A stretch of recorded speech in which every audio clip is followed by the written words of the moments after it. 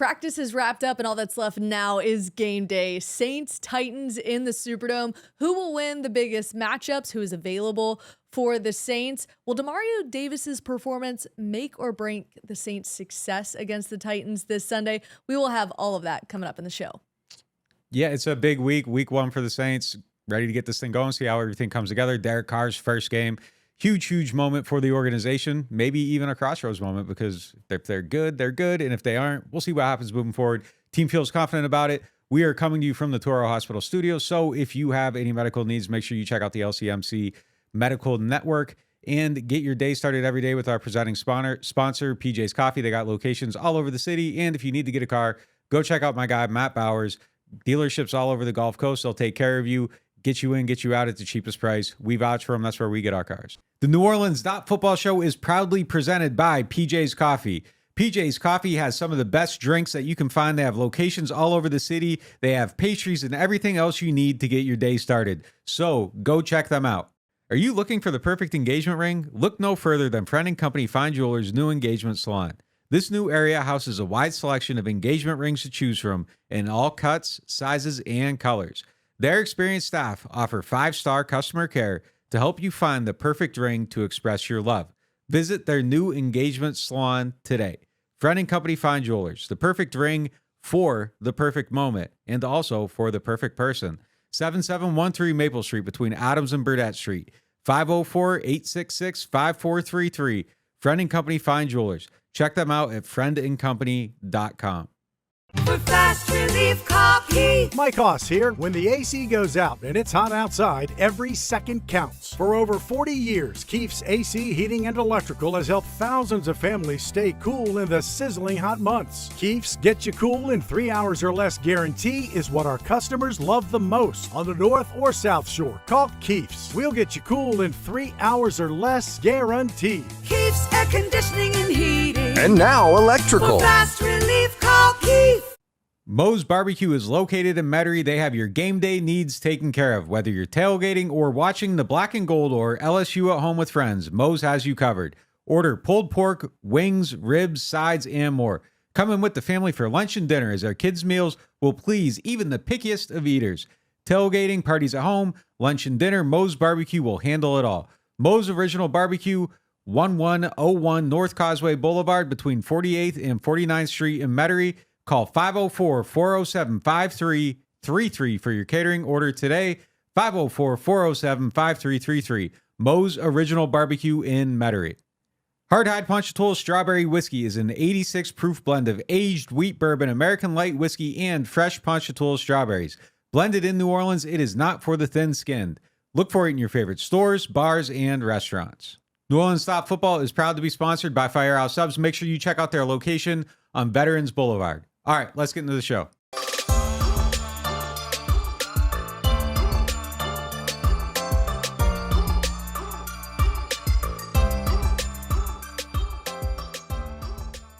Let's get into our lead topic, presented by Friend & Company Fine Jewelers. They have a brand new engagement salon. Go check that out. They have a wide selection of engagement rings to choose from. And while you're there, ask them about their fleur-de-lis earrings that you see I have on now, as well as the fleur-de-lis necklace. They are specially priced for our NOF listeners. All right, let's get into the lead topic. Marshon Lattimore will get the green light this Sunday after fully practicing on both Thursday and Friday. Really great sign for this defense. And now, what will they be capable of doing with Marshon Lattimore in for week 1? Everything they want to do, because they need him to be able to run their scheme the way they want to run it. He's someone that can erase one side of the field. You can roll your coverage the other direction. You have your best player on their best receiver, DeAndre Hopkins. And the last time they played, he held him to like 50 yards in that game. He ended up with I think 111 maybe overall, but Alex Anzalone got beat a few times. He got Marcus Williams in the slot. So, I mean, that's one of the things. Like, you kind of got to control those matchups a little bit. But, when it's him on DeAndre, I think they're going to be at their best. And I think he's someone that can kind of take that player out of the game a little bit. We said it all summer long. Marshon Lattimore is the best player on this team. We said that before training camp started. He was maybe the player having the best training camp until he had his knee injury. And I think it's the best unit on the team. I think the secondary is the strength of the defense. I think the defense is the strength of the team. It's the unit where the Saints are going to have the biggest advantage most weeks. That was the big move the Titans made. If DeAndre Hopkins can get off in this game, then they might be in a little bit of trouble. But I think Marshawn Lattimore is there to erase that and not let them do that. Yeah, the Marshawn Lattimore, DeAndre Hopkins is one of a few key matchups in this game. Marshawn Lattimore, third. He's tied for third most passes defended in the NFL since 2017. I mean, just a lockdown corner. My question is, though, for somebody who, like DeAndre Hopkins, who obviously size-wise is a lot bigger than Marshawn Lattimore, why is he still capable That's the of beauty of beating Marshawn is Marshawn has, like 4.3 speed, but he's also really physical and he has size. Right. I mean, that's why he's one of the elite of the elite. And it was only an injury question mark that prevented him from being one of those rare corners that's drafted in the top 5. Most mock drafts, even with an injury question mark that year, had him going, 4th or 5th. That combination of strength and speed is so rare among corners, and it's what makes him so special. But the strength part, I think gets overshadowed every once in a while. But in a matchup like this, we'll see it. He's a great tackler. Yeah, I mean, and it's not just strength and speed. It's smarts. It's know-how. It's playing with leverage. It's being able to play the hands. It's being able to read the quarterback. It's knowing the break, knowing the body language. He has everything. He has the mental, the physical, the speed. Mike Thomas is bigger than him. He dominates Mike Thomas. No one's going to, Marshawn's a dog, man. Like, he just isn't going to get beat because, somebody's a little bit bigger. DeAndre's kind of that guy, but yeah, he's a fighter. Like, remember when he was against, what's dude's name from Seattle? He gave up the play on DK Metcalf. Yeah, he gives up a play on the first one and then, literally fights him later in the game. Dude, I was just showing Brooke the highlights of the Monday night game against DeAndre Hopkins. Frustrated DeAndre Hopkins. They were going at it. It was like you thought it was Mike Evans playing for the Texans in that game. Those two were going a lot of jawing, shoving. Yeah. I'm surprised there wasn't a double penalty in that game. So yeah, the dog part of it is absolutely there with Marshawn. Yeah. And DeAndre Hopkins still has a lot to prove. I mean, we were just reading one of his tweets a minute ago about that. The free agency buzz and, people are making fun of him because he was shopping himself and trying to see what was out there. He's still trying to prove that, hey, I'm still that guy. So is Marshawn Lattimore, though, coming back from injury. So truly, this is going to be one of those, if you're watching this game, make sure your eyes are peeled for those two. Yeah, I don't think Marshawn has anything to prove at all. He's cemented. It's just are you one of the best? I disagree, though, because my first thought was what he told you when you had that one-on-one interview with him. Marshawn is a man of few words, but he wants to prove himself against Deion Sanders. He doesn't need to prove himself to anybody in the NFL. But that's what I mean. That's outrageous. I think Marshawn's a little tired of sometimes being on top 5 lists, sometimes not being. He's trying to prove that. But relative to a guy that was cut and couldn't find a team, that's not the same place. DeAndre's still DeAndre. In that these are the matchups you want to. Yeah, I'm not going to disrespect Marshawn like that. No, but I mean, I think Marshawn wants to win matchups like this because he knows people are watching. They aren't relative in the same place in their career. But I wasn't comparing them in that standpoint. It's just that there's two guys in two different headspaces that are trying to prove something. DeAndre Hopkins is trying to prove that he's still the guy. Marshawn Lattimore, all of training camp, he's obviously when he came back from that lacerated kidney, he wasn't 100% yet, but he's not just trying to prove that he's the guy. He's trying to prove he's the best cornerback in the NFL. Yeah, and that's so what when he's you trying have to prove. Yeah. Absolutely. And that's what I'm asking. So when you have a guy that's wanting to prove that he wants to be cornerback number 1 on any list, and DeAndre Hopkins, who's still trying to fight to be in the conversation to be a top 5 wide receiver, it's setting up to be, if you're watching this game, it's something you have to put your money on for sure. I do think DeAndre Hopkins is kind of special, though. Mostly because I've been following a lot of fantasy talk and having fantasy drafts. There's a lot of talk of him being washed. He was he's not outside of the top 20 receivers in fantasy.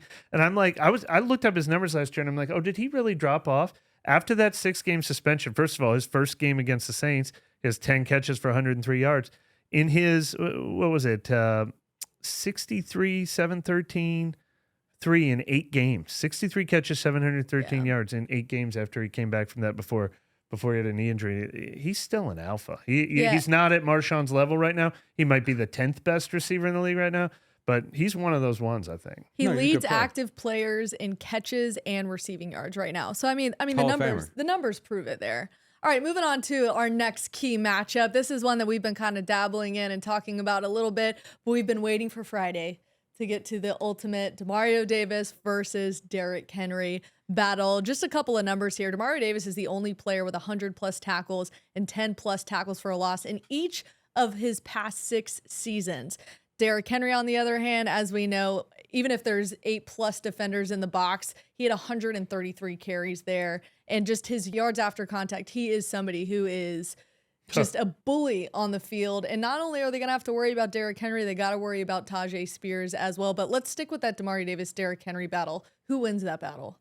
I mean, it's hopefully it's Demario, but like that's the whole front. I mean, the man is a bowling ball. It's like literally like playing like 8-pin bowling. If you're putting 8 in the box, like he's going to go through and just hopefully he doesn't just bully everybody over. But it's going to take a total effort. And if Demario has success, it's because they're having success up front with Colin Saunders and Nathan Shepard moving the line, creating lanes for guys to run through, and then Demario can flow and make the tackle. So it's you know, in a sense, it is those two, but like it is so much more than that, because that stat says it all. Like you put 8 in the box and you're still not necessarily going to win. And there just aren't a lot of guys like that. And that's why they're so challenging to play. And that's why Marshawn matters so much in this game, because you can move an extra guy in the box.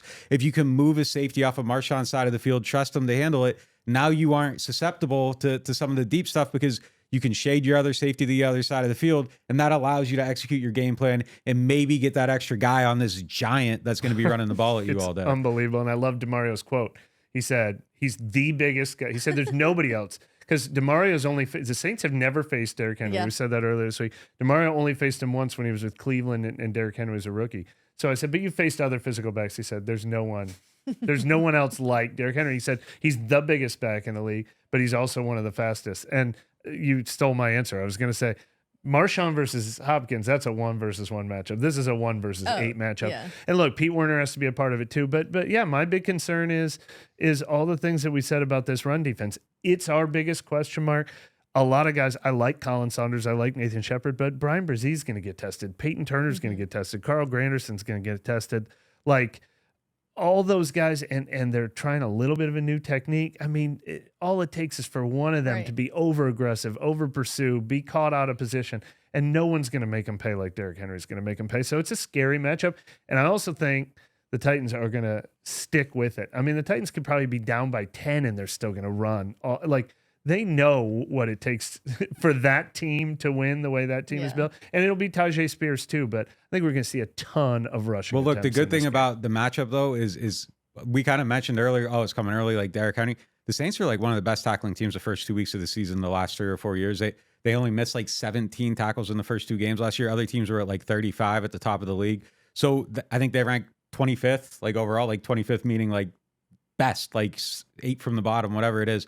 7 from the bottom. So they tackle really well early in the season. That's one thing Dennis Allen does well. And I asked him about it earlier this week, and he just had like this long answer about all the stuff they do and like how they practice the situations and all that stuff. So like, obviously I think you want to play Derrick Henry more in October when you've had like 6 weeks of hitting people. But I think as far as like teams that have to match up against them, the tackling aspect, knock on wood, like the Saints have been good at it early in the season. I don't love the schedule that they have to face this team in week 1. But I think they're going to love that they get the extra day off after the game because of the Monday night game next week. The players will have 1 extra day off. There'll probably be some fresh bruises after this is the first guy they have to tackle this season. Without doubt. And even when we talked with Colin Saunders earlier this week, you mentioned just how important tackling is. He put an emphasis on you cannot take a play off. Like you might be holding him to 20 yards in a quarter and then you take off just one play or like one gap is open, he finds it and it's there. But even to the challenge of, you mentioned Tajay Spears. Tajay Spears is such a different running back that it's almost like you think when Derrick Henry's rolling off the field, you're like, oh, okay, we can. You can't. Like you're bringing in a very shifty running back who is very talented, catching the ball, running the ball. Tajay Spears is also going to be a challenge, and Dennis Allen mentioned it as well this week. How do you manage those two? Well, I think they're going to probably be on the field a lot at the same time together, which I think is now going to get into the Saints linebacker depth. I could see like Nephi Sewell having a role in this game because you want your range in this game. Like if he's split out, maybe you want him out there and you want Demario and Pete Werner in the box, like for Derrick Henry. So it's going to be interesting to see what the Saints do to kind of counter that, how the Titans use everybody. You know, I know one of the comparisons, like everybody this week is like the Saints should have taken Spears because he's playing and Kendre's out. They're like completely different backs. So, and I think Kendre fits what the Saints need. Spears fits the opposite of Derrick Henry. Obviously, you'd rather have the healthy player in week one. We'll see how their careers go. I'm not going to close the book on this one. Shout out to Wesley Coleman, did a podcast with him. That was like a question. One of the first ones, like, dude, let him play a game. Like, that let one's him get never on the going to go field. away. That's going to be the next. It was Jarvis Landry for a decade. Yeah. It's been Justin Jefferson for a decade. If Tajay Spears has the career that he's capable of having, They're never going to live it that's down. never going to go away. And I hope Spears does. I hope Spears has that, makes all the money in the world, and it bothers people because then, local guy made a lot of money. Yeah. Good for him. But we'll see. Let's let him play a few games before we decide how that one's going to go. He's going to let it fuel his fire a little bit too. I was at his draft party and let it be known he was well aware that the Saints skipped on him and picked up a running back just a couple of picks before he went. So that's something he's thinking about this week, especially being back in the Superdome. He's going to be playing in front of his family and friends. Another thing to be on the lookout for. All right. I feel like this is like the second tier matchup. This isn't necessarily the one everybody's talking about, but they should be. Treylon Burks versus Paulson Adebo.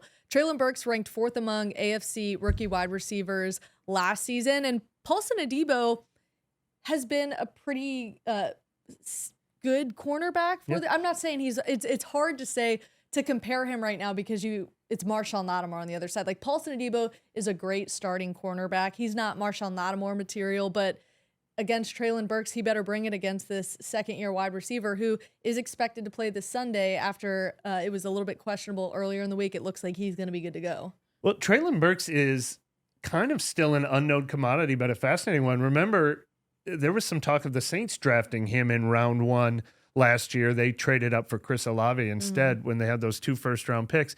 He kind of had some stops and starts to his rookie year. It was kind of disappointing, but I think he was battling injuries. So expectations are kind of high for him. I don't know, they'll move guys around. I don't know if it'll be him versus Adebo the whole time, but if Marshawn is guarding DeAndre Hopkins, then what we're going to see all year long. We're going to see Paulson Adebo get tested. We're going to see Alontae Taylor get tested in the slot. And it kind of reminds me of that when Joe Burrow came into the Dome last year and the Saints had to put Chris Harris in the slot and he had just arrived. It was clear that Cincinnati was like, that's what we're going to attack. So I would not be surprised if Paulson Adebo naturally gets tested on the outside, but if also Alontae Taylor gets tested a lot. And it's one of my big question marks for this game, without question. I actually have some confidence in Adebo. I think he's more proven than any number 2 receiver right now on Tennessee, and he's had a good summer. But yeah, when you've got Marshawn Lattimore, those guys are going to see the bulk of the attack. The thing with the Debo is that it's not even, it's a Debo versus Debo, like mostly like a Debo versus his consistency, the officials just like allowing his talent to show up without undermining it in some way. And I mean, that's just kind of the thing that he has to figure out. If he can figure that out, if he can just stay consistent in this technique, not draw penalties, like he'll be able to handle matchups like this or handle them well enough. Yeah. Burks played about 20% of his snaps inside last year, so Alontae is going to probably see some of that too. We'll see how it kind of shifts a little bit too. Like it's going to be interesting because like if they move like Spears out, like that's going to kind of that like messes. If you're playing like cover 3, now all of a sudden like your outside guy has to shift over and like you can dictate matchups a little bit. So it's going to be interesting to see like how he affects some of that stuff. If they just kind of, hey, Nephi, like you stay on him when he goes outside and it doesn't. There's going to be some adjustments here where they're going to try to dictate matchups. But yeah, I mean, I just think Adebo has to be consistent and then he'll be all right. Hopkins will be in the slot too. And Hopkins versus Taylor will be a matchup that they're going to try to exploit. They're going to try to make that happen, I'm sure. Taylor looked good against them. At least they got to see it Taylor did before. really good against Hopkins. It was kind of his defining moment in the season, or his like welcome to the NFL test that he passed in about week 7 last season. Yeah, week 1 is going to be about testing the communication on defense. And again, what a great test to get it in week 1. I'm not sure they would love to have it in week 1, as you mentioned, but it is at least a really good benchmark setting you up for the rest of the season of, all right, if this isn't working, we can figure it out at least right after week 1. If it isn't working out, Saints seemingly the communication, it looks like it's been better in training camp. A lot of these guys have been able to build chemistry a little bit longer as Tyrann Mathieu and Marcus May. Marcus May entered the training camp last year coming off of an injury. Tyrann Mathieu had to miss a lot of training camp. So we expect at least the secondary to look a little bit stronger communication-wise and chemistry right off the bat. All right, let's go to the offensive side of the ball. Derek Carr versus this Titans defense. Now, it's specifically on the deep ball. So Derek Carr finished last season with 11 touchdown passes of 20-plus air yards, which was second most in the NFL. The Titans had the most deep touchdown passes allowed. So can they exploit it? We'll be able to see week 1 if they truly can start out fast like the Saints offense has been wanting to. If they can exploit that, everything else on this list is taken care of. Right. Like if they exploit that, Derrick Henry's not doing Derrick Henry things because the Saints are scoring early and often and building a lead. So, I mean, that's your best run defense this week is finding a way to make some explosive plays, score some points quickly, and take off with it.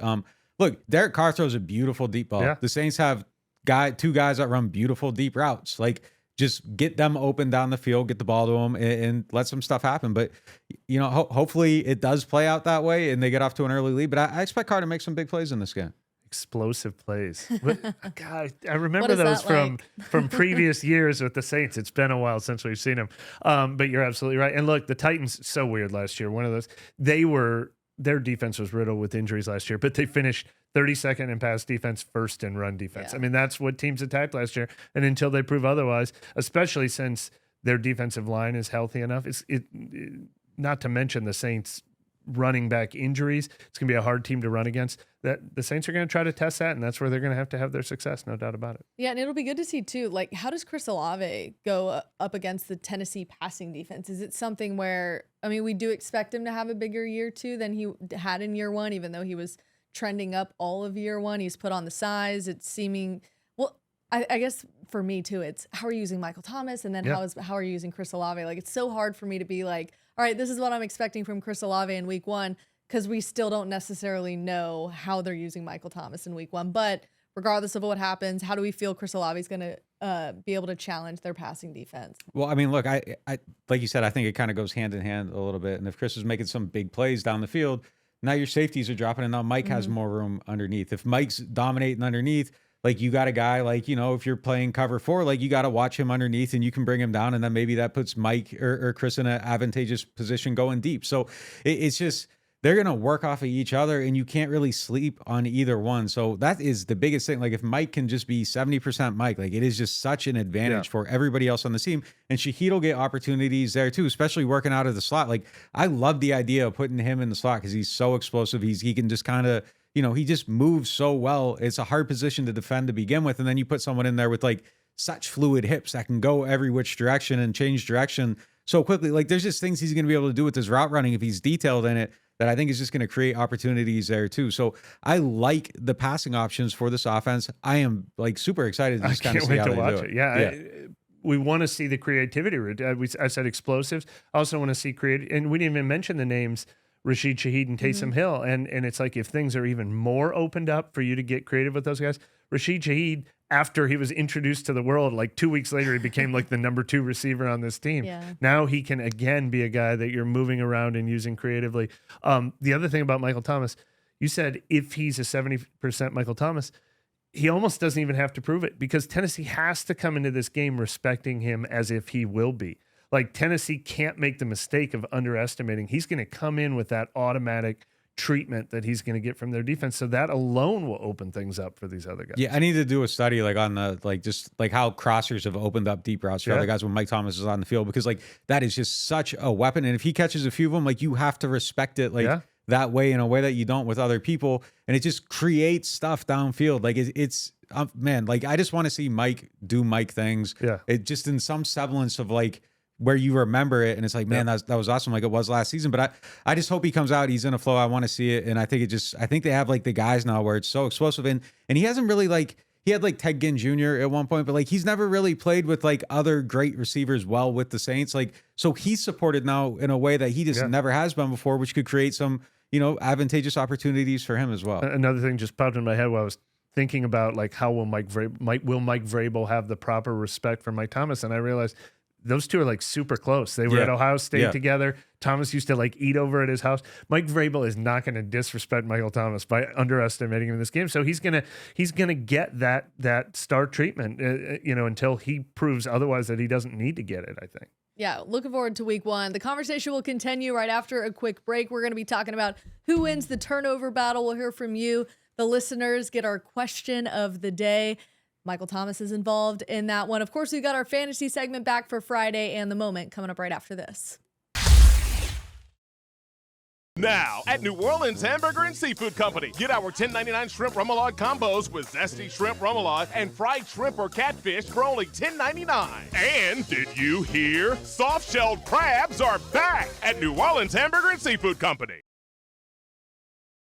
Are you tired of renting and ready to own your dream home? Contact Jefferson Financial Federal Credit Union, your trusted source for home loans. Our competitive rates and flexible terms can help make your home ownership dreams a reality. If you're a first-time home buyer or looking to refinance, our experienced lenders are here to help. Our online application process allows you to apply on your schedule. It's quick, easy, and convenient. Visit us online at jeffersonfinancial.org to learn more. Federally insured by NCUA, Equal Housing Lender. At Toro, we were born for moments like this. From bringing new bundles of joy into the world, to delivering what new mothers need to stay healthy. Born to keep hearts beating strong, and to keep seniors active and healthy for years to come. Because at Toro, we deliver more than babies. From heart care to cancer care, and newborns to seniors, at Toro, we're born to care. Martin Wine and Spirits is home to a selection of hand-picked barrel select bourbon, whiskeys, and much, much more. They are family owned and operated since 1946 and specialize in wine, spirits, gourmet food, gift baskets, catering, and tasting events. They have many locations, so they're never too far away. You can check them out in Metairie, New Orleans, Mandeville, and Baton Rouge, or if it's more convenient, you can always shop online. Whether you're a wine novice or a seasoned collector, you'll enjoy the Martin Wine and Spirit experience.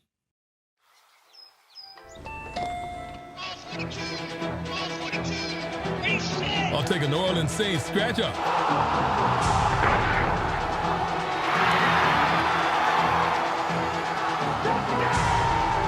Play New Orleans Saints from the lottery. Just scratch, fold, and punch your way to winnings. Punch your ticket with New Orleans Saints. Win up to $100,000. Enter our second chance drawings, giving you a season to smile. Welcome back to the Turo Hospital studio. It's week 1, so what better time to bring this up? Have the Saints season openers been the moment that's defined the last 10 season? That's our moment presented by New Orleans Hamburger and Seafood Company. The Saints won their last 4 openers and have gone 5-5 the last 10 years. So maybe it's not really that much of a deciding factor, which is kind of interesting given how season openers can kind of tilt a season one way or the other. Yeah, I mean, look, I think it's just every year and every team has its own story. And I think that, I think this team needs to get off to a fast start because then they go on the road and Dennis Allen's kind of coming into this season after, a rocky last season. I think it's a confidence builder. If you let them get some momentum, I think a lot of things fall into place. But, every team feels like that. Every team wants to get momentum. Like I remember in 2017, they started off so poorly that year after the Patriots game, like people that covered the Patriots, the team I used to cover, like they're like, man, are they gonna like win a game this year? Like they looked that bad in 2017 and then it just clicks and off you go. And, there's just a deciding factor sometimes that come up in different seasons too. Like the one for 2017 is PJ Williams oversleeping for a meeting when they're in London. Ken Crawley becomes a starter and like he has a great season in that supporting role. Like, so just different things can galvanize a team and kind of like spark it and they get going. So it's probably a little over the top to say like that too much matters about week 1 or even week 2. But I think just psychologically for this team, it would be hard to act like it doesn't matter. I think there is pressure on winning and getting out to off to a fast start. And I bet no one feels that more than the head coach this week. Well, look, there's some wild misnomers on there. There's 2 years ago when they beat the Packers 38-3. Yep. And that did not, although they did start 5-2 that year before Jameis Winston got hurt, that did not translate into what they were. And then the opposite, the year that Fitzmagic came in here and they lost at home to Tampa Bay in the opener. Did they then win 10 in a row after that or 8 in a row after that? Like they rebounded from that. But you're right. There are certain crisis points. 2017 was a good example of don't be overwhelmed. But that 3-year stretch where they lost in 14, 15, 16, they couldn't get out of that cycle. They were starting 0-3, 0-3. Like that stuff snowballs so quick if you don't really have confidence. I don't think their confidence is fragile right now, though. I genuinely, we talk about this all the time. I never trust myself on reading vibe. It's like reading momentum, but there is a genuine like confidence and air around this team that they believe they have something good. So I don't think one bad start would take that away. But this is a team that needs to prove, we can win home games. You guys just talked about it on the last show. What were they? 3-5 and 4-4 at home the last couple of years. They want to prove they can win home games. They want to prove they can beat other teams that are non-playoff teams. I think that is going to be important early. 0-3, like as confident as they seem. 0-3, that erodes quick. 0-3 would have wrote it. Maybe not 0-1. Yeah, but if they start out like if it's a 14, 15, 16, like that's not the way. And this team can't survive 0-3. Yeah, and they're fragile enough that I think that like the warts from last year, like all of a sudden, like start looking pretty big. Not to look too far ahead, but you got like the Mucinex guy running around causing problems at 0-3. I was already thinking like at home against Tennessee, that's kind of a legit veteran team with a veteran coach. Week 1 weirdness. I was already thinking, like, I guess no matter what happens, you could spin it a different way. I was already thinking, though, no matter what is at Carolina, this Carolina team that is just forming its identity, is that a must win in week 2? But we've got plenty of time to talk about that next week. Well, the good news is the Saints are starting with a very small injury report with game designations. As we've known, this has been kind of a scary thing to come out in the last few years, not necessarily at the beginning of the season, but always a question mark with the Saints with the injury report. The good news is there's only 2 guys who are officially ruled out. That's Traquan Smith and JT Gray. Kendre Miller is questionable, and then we'll get to the Titans side of things a little bit later. But if Kendre Miller does not play, will any running backs have fantasy value? That's our fantasy segment presented by the Louisiana Lottery. Yeah, I mean, Jamal Williams, obviously. And I think even more so than when they first signed Jamal Williams and everyone knew he was going to have early season fantasy value because of an Alvin Kamara suspension. Now that he's not splitting with Kendre Miller, I mean, I think it's going to be Tony Jones Jr. and Kirk Merritt splitting up the other running back snaps. I don't. You've got to be in the deepest fantasy league to consider those guys. But I think it's going to be the Jamal Williams show plus Taysom Hill, obviously, in short yardage situations. I mean, the one thing I don't like, as I said, is the matchup against Tennessee. They had the number 1 run defense in the league last year. They've got a healthy defensive front. But the Saints have a healthy offensive line, too. Speaking of health being new for the Saints, this is going to be just the second time since week 9 of last year where they have all 5 of their starters starting a game on the offensive line. And I think that's going to get them off to a good start running the ball. This isn't a game where I would normally say, you know, the as we said, the passing game I think needs to have more success in the running game, but I think Jamal Williams will be involved with both. I think he'll be so heavily involved that I'd start him in week 1 on most teams, I think. No disagreement. Nailed it. Well, back to the injury report on the Titans side of things. All right, cornerback Trey Avery is out. Linebacker Harold Landry and tackle Dylan Randuns are questionable. The reason why I bring this back up, when did Sean Murphy Bunting become a Titan? That is like the most wild offseason move that I guess has flown under the radar, because he might play now that one of their cornerbacks is out. Like, we might see, he used to obviously be with the Bucs, so the Saints, I guess, can game plan for him because they've faced him or plenty of times, but that's such a weird thing that he might be suiting up for the Titans and starting. Definitely flew under the radar. Probably an underappreciated player too. Like, he's a solid depth guy to have on your team. Like, he's had some good games against the Saints before. He's had some bad games against the Saints before, but yeah, I was surprised to see him on the roster. And then he got paid a decent amount of money too. Like, I was surprised all around when I was like looking at it. I was like, damn, he's actually on this. You think he's telling the Titans, here's what always worked for us. If you get DeAndre and Marshawn to start a fight and you get them both kicked out. There it is. All right, let's get to our Martin Wine and Spirit question of the day. Martin Wine and Spirits is home to a wide selection of hand-picked barrel select bourbon, whiskeys, and more. All right, our question of the day comes from Breeze139. Do you think Michael Thomas has the potential to win comeback player of the year? Well, who are the other candidates? Well, I've got it. I didn't give me the candidates and throw it back. There's a candidate. It's DeMar Hamlin. And like the Vegas odds on this make it like no one else is going to win it.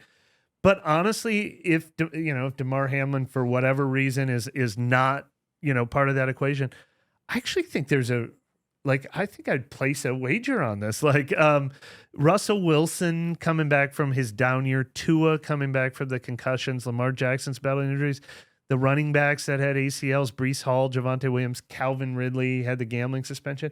But I think Mike has been so written off and he has missed so many games for multiple years now that if he comes back and has anything close to a Mike season, I think he is a legitimate, not just looking at this from a Saints perspective, candidate. Now, look, there's two factors that weigh into winning comeback player in the year. One is your backstory.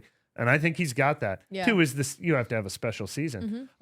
So it would take a special season. It wouldn't just take, sometimes you can just come back and have 1,000 yards in a middle of the road season.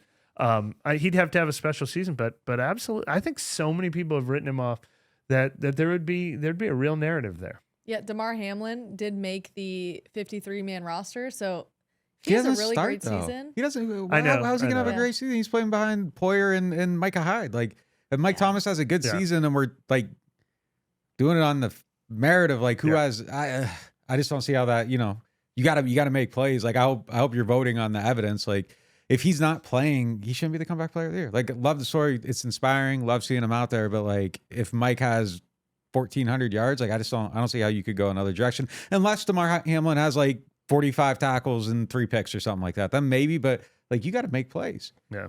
No, I mean, all different narratives. When my favorite one ever is that Drew Brees won comeback player of the year in San Diego when he came back from a bad season where he got benched. When he actually tore his shoulder and had one of the most like significant shoulder injuries of all time. Yeah. He didn't win because he came back and he finished runner-up in the MVP, but he actually never missed a game because his injury happened in week 17. Chad Pennington won comeback player of the year that year because he had missed time with a torn ACL the year before and came back and had like an okay season. It's like the voting on that award is the most all over the map that there can be. So. All right, let's get to our money segment presented by Jefferson Financial Federal Credit Union. Who wins the turnover battle between the Saints and Titans? This was a huge problem for both teams last year. The Titans might have been like the one team with fewer interceptions than the Saints last year.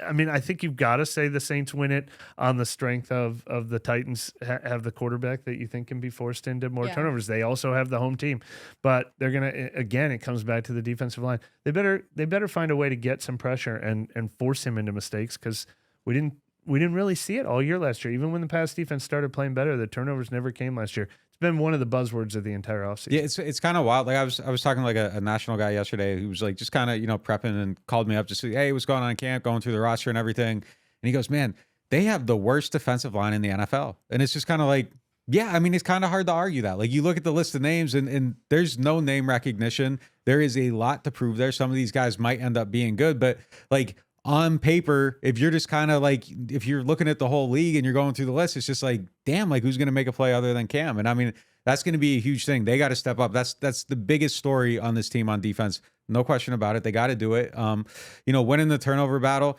hopefully this just isn't a game that comes down to like the Thursday night game. Like, it's the Parcells theory, steal a possession. Like, if I don't know if I like the Saints in this game if they have to steal a possession, because that means this dude is running the whole damn game, and there's just such an opportunity to miss a tackle. And, you're just kind of picturing the game ended and someone on their knees looking up and, Derrick Henry getting the perfect photo of it. Like, if it's that type of game, I just don't like how it's going to get a Derrick H game one way or another. they need to get the turnover. They just need to play from ahead, I think, throughout this whole game. Yeah. Well, we also are going to be talking with Saints secondary coach Marcus Robertson. That will be up on our website soon, who hopefully that addition, he worked with Dennis Allen back in 2014 when he was with the Raiders. I know people aren't going to love that idea, but I mean, 16 years in the NFL, he brings a ton of knowledge in.